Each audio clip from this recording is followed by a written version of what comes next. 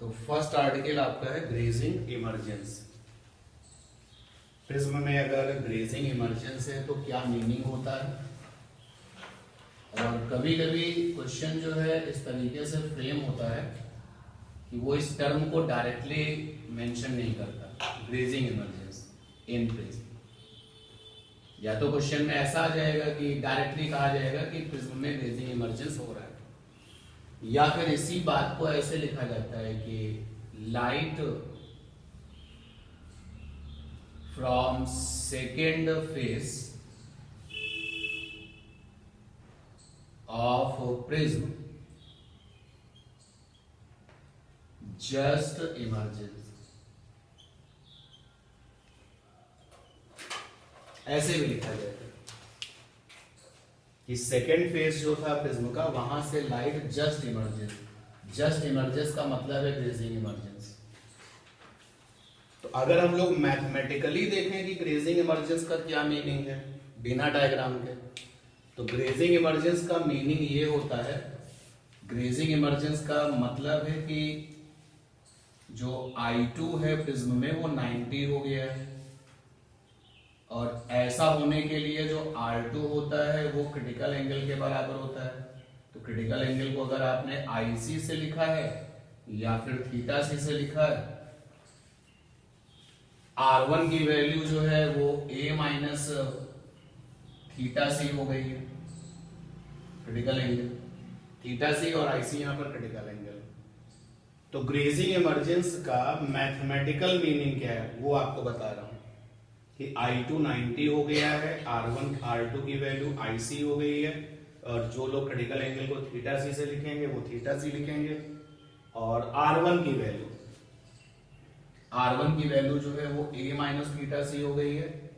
And what about I1, तो sign I1 is equal to होता है under root mu square minus 1 sine और minus का cos है। और ये जितना भी ये मैथमेटिकल डिस्कशन है ये सोच के किया गया है कि प्रिज्म के चारों तरफ जो है एयर है। यहां पर म्यू RI ऑफ प्रिज्म है, म्यू यहां पर RI ऑफ प्रिज्म है, और कैपिटल ए प्रिज्म एंगल है, जैसा आप जानते हैं कैपिटल ए प्रिज्म एंगल है। अच्छा, अगर ये सपोज कर लो कि ग्रेजिंग इमर्जेंस हुआ है और सराउंडिंग में प्रिज्म के कोई मीडियम है, तो चीजें बदल जाएंगी। अभी ये इमेजिन करके, ये अप्रोच बना करके कि सराउंडिंग में एयर है, तो ये मैथमेटिकल ट्रीटमेंट है। तो ग्रेजिंग इमर्जेंस का मतलब क्या होता है, मैथमेटिकली ये मतलब होता है। अब दूसरा सिचुएशन ये आता है कि कभी कभी ये सारी बातें आपसे प्रूफ करने को कहता है, ये प्रूफ करके बताइए कि ग्रेजिंग इमर्जेंस में R2 की वैल्यू इतनी होगी, R1 की वैल्यू इतनी होगी, और I1 की वैल्यू ऐसे निकाली जाएगी। तो कभी कभी प्रूफ करने को भी आता है। एक चीज यहां पर और ऐड कर दें, जो ग्रेजिंग इमर्जेंस है वो एक दूसरे नाम से भी फेमस है, maximum deviation condition. Maximum deviation condition, maximum deviation condition. अगर आपसे ये कहा जाए कि प्रिज्म में मैक्सिमम डेविएशन हो रहा है, तो भी इसका मतलब है कि ग्रेजिंग इमर्जेंस है, क्योंकि मैक्सिमम डेविएशन जो है वो तभी होता है जब ग्रेजिंग इमर्जेंस होता है। एक और केस होता है ग्रेजिंग इंसिडेंस, उसमें भी मैक्सिमम डेविएशन होता है। तो पहले तो आप ये जज करो ना कि क्वेश्चन में ग्रेजिंग इमर्जेंस है कि नहीं है। उसको जज करने के आपके पास में there are the 3 ways. First, directly question में मेंशन है कि ग्रेजिंग इमर्जेंस हो रहा है, अच्छी बात है, कोई प्रॉब्लम ही नहीं होगी। सेकेंड, अगर उस क्वेश्चन ने कहा है कि भाई वहां पर मैक्सिमम डेविएशन आया है, तो भी कौन सा कंडीशन बनेगा, ग्रेजिंग इमर्जेंस। और थर्ड वन की क्वेश्चन में इस तरीके से बताया जा रहा है कि लाइट जो है वो सेकेंड फेज से जस्ट इमर्जेंस हुई है, तो भी इसका मतलब क्या होता है, ग्रेजिंग इमर्जेंस। और ग्रेजिंग इमर्जेंस में ये सारी बातें होती हैं। कैसे आती हैं इसको भी देख लिया जाए। जैसे कि सबसे पहले इसको देखते हैं, ये दोनों बातें। तो डायग्राम अगर देख लें तो बात बन जाएगी। ये प्रिज्म है आपका, जब ग्रेजिंग इमर्जेंस होता है तो डायग्राम कैसा दिखता है, ये आपका प्रिज्म हो गया, ये प्रिज्म एंगल ए हो गया। तो आपने लाइट को रूल के अकॉर्डिंग पहले इंसिडेंट किया अकॉर्डिंग टू द रूल। तो सबसे पहले लाइट को प्रिज्म के ऊपर इंसिडेंट किया गया। सारी एक्टिविटी ये एज्यूम करके की जाएगी सराउंडिंग में एयर है। ये लाइट को आपने इंसिडेंट कर दिया। जिस फेस पर इंसिडेंट किया वो फेस नंबर 1 है। अब इंसिडेंट हुआ है और प्लेन फेस है तो क्या आएगा, नॉर्मल आएगा, तो नॉर्मल बना लिया। ये भी एग्जाम में क्वेश्चन आ चुका है कि आप एक बढ़िया सा रे डायग्राम बना दीजिए ग्रेजिंग इमरजेंस का, तो नॉर्मल बना लेते हैं। ये नॉर्मल बना है। ये वाला एंगल जो है वो I1 होगा। ये पुराना रास्ता है जिसको लाइट ड्रॉप कर देती है, नए रास्ते पर चलती है। और हम ये एज्यूम कर रहे हैं कि सराउंडिंग में एयर है और ये जो प्रिज्म है वो खुद ग्लास मटेरियल का है। तो लाइट कहां से कहां जा रही है, रेयर टू डेंसर। तो डिपार्चर कैसा होगा, अवे नॉर्मल या टुवर्ड्स नॉर्मल, टुवर्ड्स नॉर्मल। ये डिपार्चर होगा लाइट का, ये लाइट का डिपार्चर होगा। प्रिज्म के अंदर जो लाइट होती है that is called the refracted. ये आपकी हो गई ILR इंसिडेंट लाइट रे, और जो मीडियम के अंदर है वो हो गया RLR, फुल फॉर्म है रिफ्रैक्टेड लाइट रे। अब ये वाली लाइट सेकेंड फेज से बाहर आएगी तो फिर से मीडियम बदलेगा तो फिर से रिफ्रैक्शन होगा, और रिफ्रैक्शन फिर से होगा तो नॉर्मल भी बनेगा। तो फिर से हमने नॉर्मल बनाया। आप देखेंगे अनसॉल्व पेपर में तो आपको डायग्राम बनाने वाला क्वेश्चन भी मिला है, इसलिए डायग्राम भी बनाना आना चाहिए। ये देखिए नॉर्मल बना दिया। ये पुराना रास्ता है जिसको लाइट छोड़ देगी।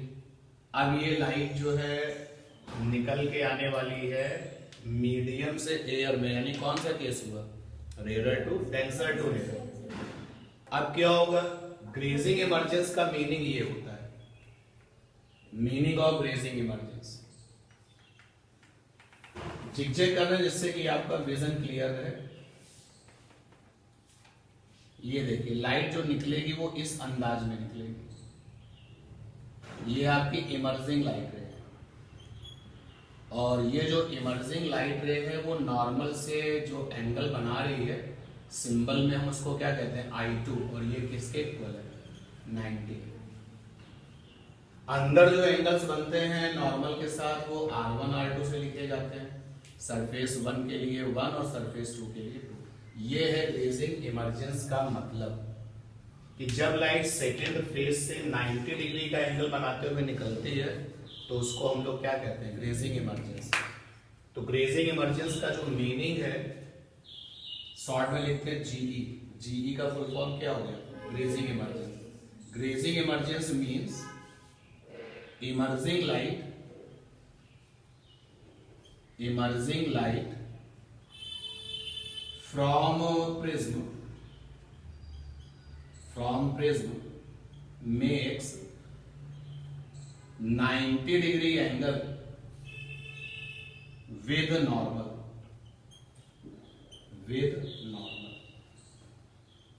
ये हो गया ग्रेजिंग इमरजेंस का मतलब। तो I2 की वैल्यू 90 होती है, ये तो डेफिनेशन का पार्ट है। ग्रेजिंग इमरजेंस का मीनिंग ही यही होता है कि जब I2 = 90 होती है तो जो निकलने वाली लाइट है वो प्रिज्म की सेकंड सरफेस को छूते हुए आगे बढ़ती है, और इसी टच करके आगे बढ़ने को क्या कहते हैं, ग्रेज करना। जैसे हमारा ये जो हाथ है वो इस समय इस बोर्ड के इस प्लेटफॉर्म को ग्रेज कर रहा है, ग्रेज करते हुए आगे बढ़ रहा है, ठीक है ना, टच करते हुए आगे बढ़ना। तो ये जो सिचुएशन है ये आपकी ग्रेजिंग इमरजेंस हो गई। अब R2 की वैल्यू IC क्यों हो जाएगी, थीटा C क्यों हो जाएगी, उसको देख लेते हैं। यहीं पर आप स्नेल्स लॉ लगा दीजिए, साइन I अपॉन में साइन R = μ2/μ1, और ये अप्लाई कर रहे हैं हम लोग सेकेंड फेज पर, एट सेकेंड फेज। तो I माने इंसिडेंट एंगल सेकेंड फेज का, तो सेकेंड फेज का जो इंसिडेंट एंगल है वो कौन होता है, R2, और R माने रिफ्रैक्शन एंगल सेकेंड फेज का, दैट इज I2। μ2 मींस जहां गई है सेकेंड मीडियम, तो सेकेंड फेज पे टकराने के बाद लाइट कहां गई है, बाहर, तो μ2 एयर हो गया।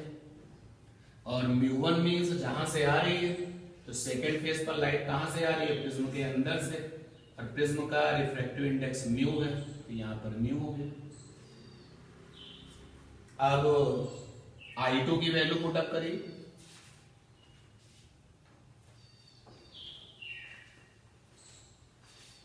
तो यहां से आ गया आपका साइन R2 निकालना है, और I2 यहां पर 90 है, तो 1/μ। यहां से आप देखिए साइन R2 की वैल्यू कितनी आ गई, 1/μ, ये आ गई। साइन 91 होता है ना। अच्छा, क्रिटिकल एंगल को लेकर के हमारे पास क्या अपडेट है, अगर आप क्रिटिकल एंगल को θc से लिखते हैं या फिर IC से लिखते हैं, जो भी आपकी अपनी अप्रोच है, तो वो इज इक्वल टू होता है क्या, म्यू रेयर मीडियम अपॉन में म्यू डेंसर मीडियम। तो यहाँ पे साइन IC हो जाएगा, रेयर मीडियम में एयर है, डेंसर मीडियम में खुद प्रिज्म है, तो 1/μ की जगह पे क्या आ जाएगा, साइन का IC। तो यहाँ पे R2 इज इक्वल टू हो जाएगा साइन IC, तो R2 की वैल्यू क्या हो गई, IC। ये सेकेंड जो स्टेप है वो प्रूफ हो गया प्रूफ। अब ये R1 कैसे आएगा, तो ये भी कोई नई बात नहीं है, स्पेस बना लिया जाए, चलिए इसको हटा देते हैं। अब R1 plus R2 is equal to A होता है, ये आप जानते हो, प्रिज्म में जो अंदर की तरफ एंगल्स बनते हैं R1 R2, तो R1 प्लस R2 की वैल्यू A होती है, और R2 की वैल्यू हमको मिली है IC, जहां पर IC क्रिटिकल एंगल है, तो R1 की वैल्यू क्या हो गई, A माइनस IC, लीजिए ये आता है, ठीक है। तो ये डेरिवेशन भी पूछे जाते हैं। अब ये जो I1 की वैल्यू है वो कैसे निकलती है, इसको भी निकाल देते हैं। तो सेम स्नेल्स लॉ लगाते हैं, लेकिन फेस फर्स्ट वाला कर लेते हैं। देखिएगा थोड़ा सा, ये I1 को निकाल के दिखाना ये ज्यादा इंपॉर्टेंट रहता है क्वेश्चंस में। तो फार्मूला यूज किया, sine I by sine R is equal to μ2/μ1, लेकिन अब की जो फेस होगा वो पहला वाला होगा, एट फर्स्ट फेस, प्रिज्म का फर्स्ट फेस जिसके ऊपर लाइट गिराई जाती है, ये रहा फर्स्ट फेस, और सेकेंड फेस प्रिज्म का जिससे वो लाइट बाहर निकल के आती है, सेकेंड फेस है। अप्लाई करिए, I for incident angle first face का कौन है, I1,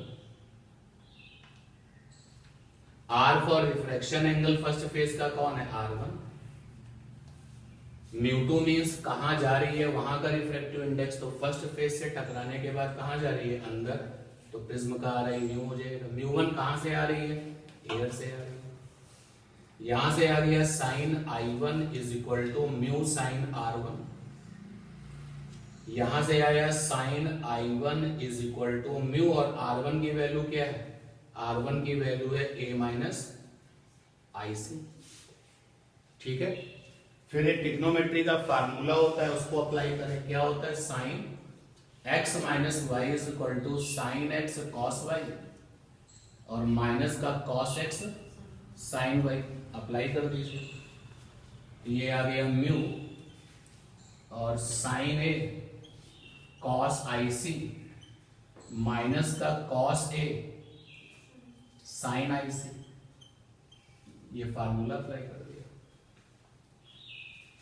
after 2 or 3 step result will be there. तो म्यू मीन्स म्यू साइन है, ये जो आपका कॉस IC है इसको चेंज करना है, ये जो कॉस IC है इसकी जगह पे लिख सकते हैं √1 माइनस साइन स्क्वायर IC, क्योंकि cos theta is equal to होता है √1 माइनस साइन स्क्वायर थीटा। बाकी जो जैसा है वैसा ही लिख देते हैं, cos है एज इट इज और साइन IC भी एज इट इज।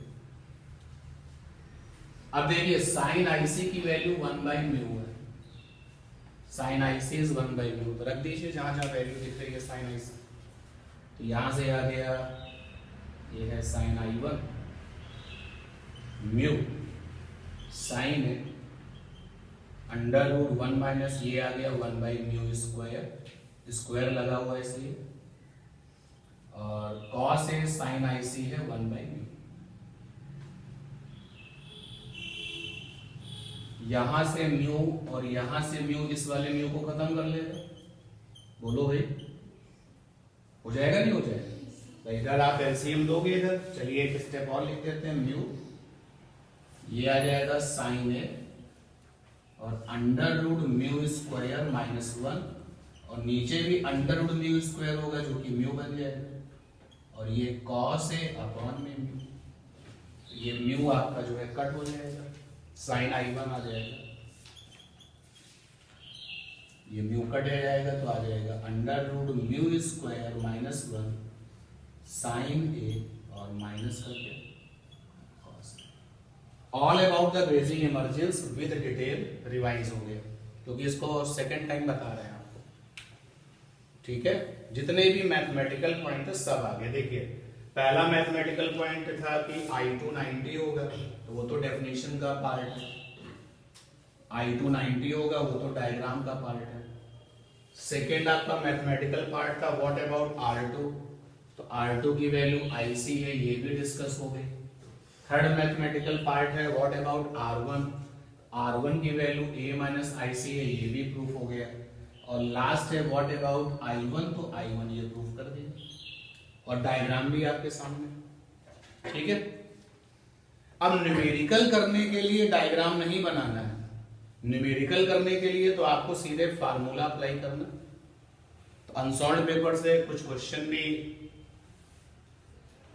आप लोगों ने जो कलेक्ट किए हैं जरा देख लेते हैं। सबसे पहले क्वेश्चन लेते हैं जिसमें ग्रेजिंग इमरजेंस हो। चलिए एक क्वेश्चन पढ़ रहे हैं, आप सुनिएगा, and you all can see the question in the screen। पूरे क्वेश्चन में डायग्राम भी दिया गया है। कह रहा है कि मोनोक्रोमेटिक लाइट रे है जो कि इंसिडेंट की गई है सरफेस AB पर of a prism of 90 degree angle as shown in the figure. ये अच्छी बात है कि इस क्वेश्चन में डायग्राम भी दिया गया है, अदरवाइज जो क्वेश्चन ग्रेजिंग इमरजेंस का है न्यूमेरिकल, उसको करने के लिए कहीं कोई इस बात का रूल नहीं है कि आप जो है डायग्राम बनाएं, इसका कोई रूल नहीं है। मैथमेटिकल जो पॉइंट्स है उनको यूज करिए और क्वेश्चन सॉल्व हो जाएगा। तो यहां पर आपके पास में प्रिज्म है, प्रिज्म है आपका A, B एंड C, ये प्रिज्म। मोनोक्रोमेटिक लाइट इंसिडेंट की जाती है सरफेस AB पर। तो देखिए ये मोनोक्रोमेटिक लाइट सरफेस AB पर गिरती है। सारा डायग्राम दिया गया है, मुझे केवल इसको कॉपी करना है। ये 45 डिग्री दिया गया है, ये लाइट प्रिज्म के अंदर जाती है, और ये प्रिज्म एंगल 90 डिग्री है, और फिर ये लाइट यहां से निकल के बाहर आ जाती है, और बाहर निकलने का अंदाज इसका ये है, ये लाइट ऐसे बाहर आती है। यानी कि जब ये लाइट बाहर निकलती है तो किस स्टाइल में निकलती, ग्रेजिंग स्टाइल में। क्वेश्चन में लिखा हुआ है monochromatic light rays incident on the surface AB, you all can see कि AB पर लाइट गिरी है of a prism of 90 degree angle as shown in the figure. Prism का एंगल कितना है, 90 डिग्री, क्योंकि पहली सरफेस जिस पर लाइट गिरती है, दूसरी सरफेस जिससे वो निकलती है, इन्हीं दोनों सरफेस के बीच में जो एंगल बनता है that is prism angle. The emergent रे is transmitted tangentially through the surface BC। यानी कि इस क्वेश्चन में भी वो ग्रेजिंग इमर्जेंस टर्म देने से, लिखने से बच रहा है।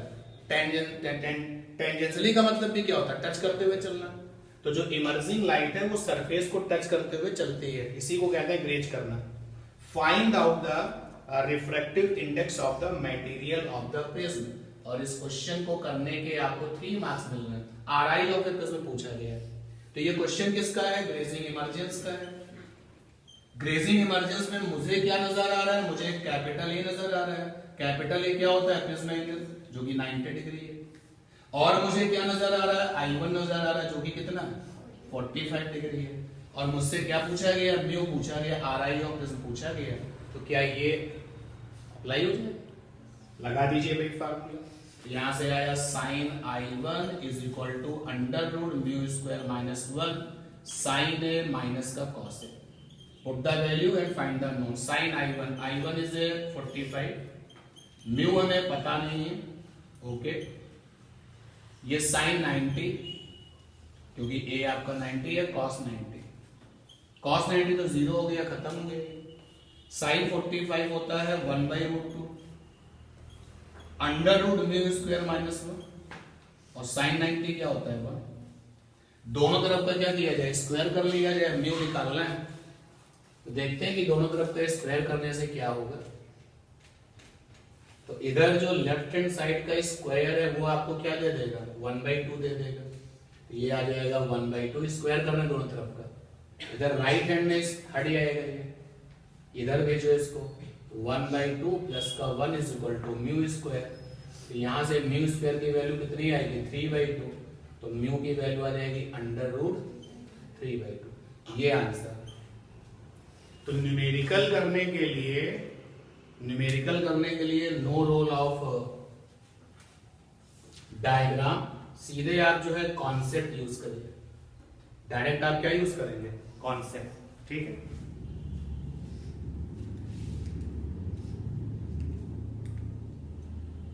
चलते हैं नेक्स्ट क्वेश्चन पर, जिसमें कि ग्रेजिंग इमरजेंस की बातें हो रही हैं। तो नेक्स्ट क्वेश्चन में एक डायग्राम है, अभी मैं क्वेश्चन पढ़ता हूं, स्क्रीन पर भी आप देख पाएंगे। ये है आपका ABC, ये आई थिंक प्रिज्म ही होगा, पढ़ने के बाद पता चल जाएगा। A ray of light incident on the face AB of an equilateral glass का प्रिज्म। तो क्वेश्चन ने कहा है कि लाइट जो है फेस AB पर गिरती है। तो ये लाइट को हमने फेस AB पर गिरा दिया, इक्विलेटरल ग्लास प्रिज्म है, तो प्रिज्म एंगल कितना होगा, 60 डिग्री होगा।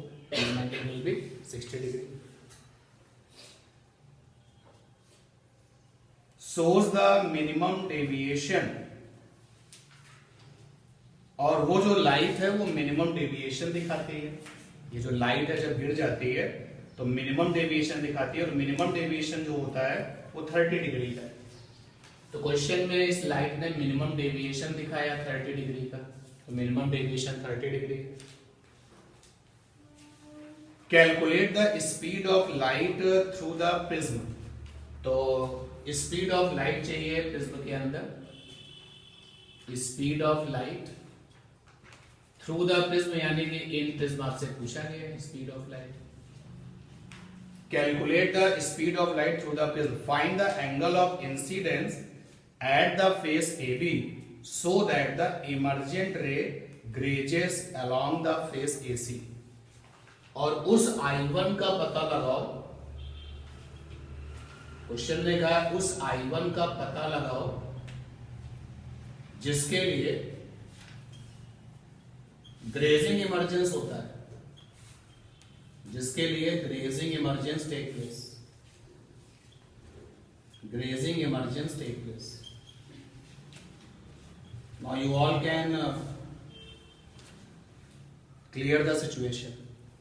मिनिमम डेविएशन के इनपुट के साथ ये ग्रेजिंग इमरजेंस का क्वेश्चन है। A ray of light incident on the face AB of an equilateral glass का prism shows the minimum deviation angle of 30 degree, minimum deviation 30 degree का आता है। Calculate the speed of light through the prism। तो सबसे पहले आप speed of light prism में कितनी है इसका पता लगाइए। Find the angle of incidence on the face AB। यार पहली वाली फेस पर इंसिडेंस एंगल यानी कौन है, I1 ही तो है, तो उसका पता लगाइए। So that the emergent ray grazes along the face AC, कि जो AC फेस से जब लाइट बाहर आती है तो क्या करते हैं आप, ग्रेज करते हैं। और इस काम के आपको मिलना है 5 मार्क्स, फुल क्वेश्चन है। तो 2 काम करने हैं, मिनिमम डेविएशन भी दिया गया है, A भी दिया गया है, प्रिज्म एंगल भी दिया गया है। तो मिनिमम डेविएशन दिया हुआ है और हमको सबसे पहले तो लाइट स्पीड का पता लगाना है और ए भी दिया गया है। देखिए हमको ये पता है म्यू प्रिज्म अपॉन में म्यू सराउंडिंग, जब मिनिमम डेविएशन की बात होती है तो sine A plus delta M by 2 और अपॉन में क्या होता है sine A by 2, no variable.